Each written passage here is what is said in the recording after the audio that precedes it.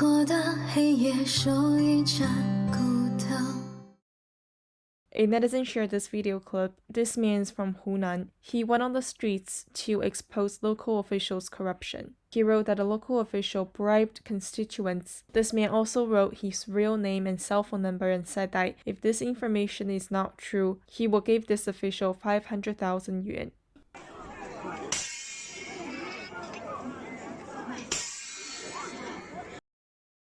A netizen shared that according to Chinese media reports from last Friday, a netizen from China was detained after he questioned the death toll of PLA soldiers during the China-India border disputes.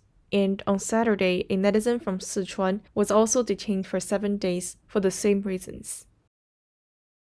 A netizen shared that a Chinese lawyer named Ren Zhao recently shared that after he published an article sharing his thoughts from a legal standpoint regarding the earlier netizen's comments questioning the death toll, he also received a phone call from a local police station.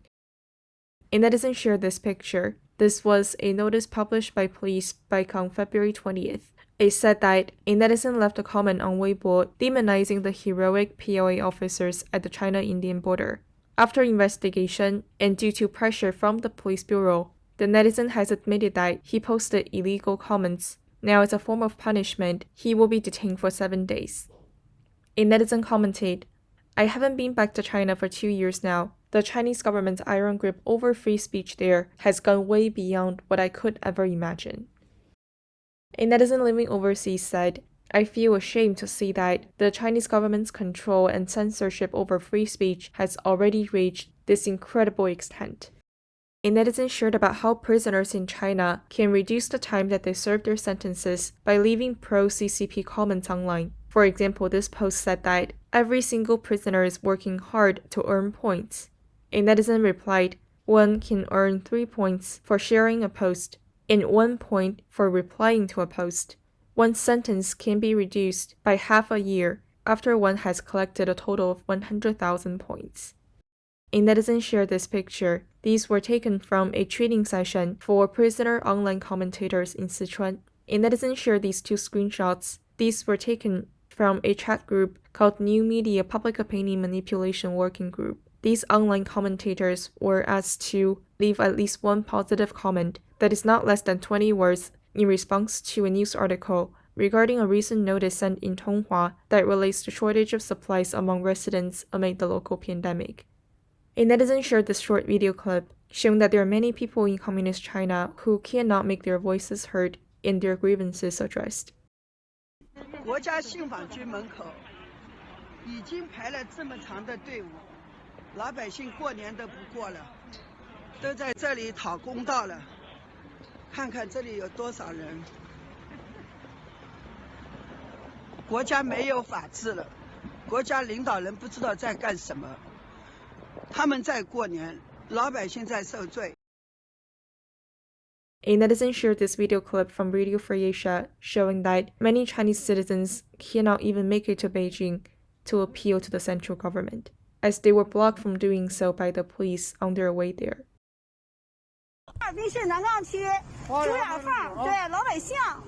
现在哈尔滨市南岗区花园派出所的人强行要把我带走，不知道什么原因，手还拿一张纸啊，手拿一张纸啊，传唤我得有理由，你得说我为什么，我怎么了？都给你念完了啊！不是，你得说我怎么的了，怎么的了，对不对？你看，开始强行拽我，看不看着？他们所长王小川所长，看不着？是我。对，王小川所长在强行拽我，看不看见？看不看见？强行把我带走，看不看着？ 抢老百姓，看不着抢老百姓，不是哈尔滨老百姓，哈尔滨的朱亚凤老百姓。In this happening Harbin of northeastern China, security forces have increased at a time the Chinese government is preparing for the 2 sessions in Beijing. A netizen shared that the Chinese Communist Party, ever since it seized power, has only done 4 things. Number 1, killing lives in the name of revolution. Number 2, robbing private property in the name of public ownership. Number 3, dividing up bribes in the name of reform. Number 4, censoring free speech in the name of maintaining social stability. A netizen shared that a veteran journalist from Germany, Kai Streetmatter, recently published a groundbreaking book called We Have Been Harmonized: Life in China's Surveillance State. at a recent discussion hosted by the Hudson Institute. He shared about how his book looks closely at the rise of digital Leninism and explains how the People's Republic of China's rulers have perfected their techno-tyranny to maintain their grip on power, and explores the global impact of these practices. A netizen replied, "I've lived in communist China for more than 4 decades. I feel extremely fortunate that I was able to safely escape." A netizen commented, "It appears that the Cultural Revolution era has truly returned. It's just that the Chinese Communist Party has intensified its use of big data and artificial intelligence to build a new kind of totalitarianism." A netizen shared this video clip showing how prisoners in China were forced to do labor work while serving their sentences.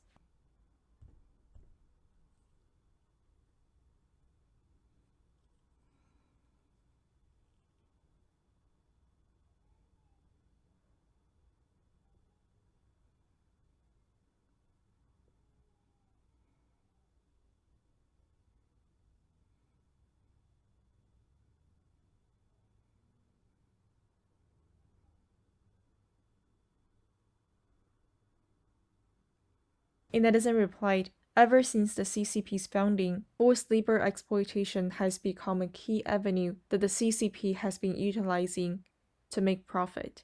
A netizen shared about a book that was recently published regarding the notorious Masenjia labor camp. The author is a journalist of Uyghur descent. Her name is Amelia Ping. She spent years writing this book, during which she actually conducted field research and investigation in mainland China. But now what we are wondering about is whether the Xinjiang labor camps are essentially an extension of the notorious Laogai system that the CCP claimed to have abolished years ago. A netizen again shared about the story of Mr. Sun Yi. A US mom found an SOS letter in a box of decorations, after which she exposed China's re-education camps. Mr. Sun has passed away for more than 3 years. The netizen that shared about this said that she is really glad that people still do remember him. The documentary that was produced based on his experiences has been one of the most memorable and moving documentaries I've ever seen.